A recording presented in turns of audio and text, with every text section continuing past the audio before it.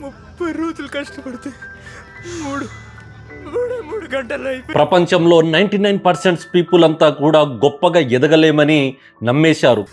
మానేస్తా. కాబట్టి ప్రతి ఒక్కరూ కూడా చిన్న లక్ష్యాల వైపే పరుగులు పెడుతున్నారు. చిన్న లక్ష్యాల కోసం పోటీ ఎక్కువగా ఉంటుంది, ఎందుకంటే అందరికీ అవే సాధ్యమని అనిపిస్తూ ఉంటాయి. అయితే ఈ రియలిస్టిక్ గోల్స్ అనే మాయలో ప్రతి ఒక్కరికి కూడా ఎక్కువ సమయం, ఎక్కువ ఎనర్జీ ఖర్చు అవుతుందని గుర్తించాలి.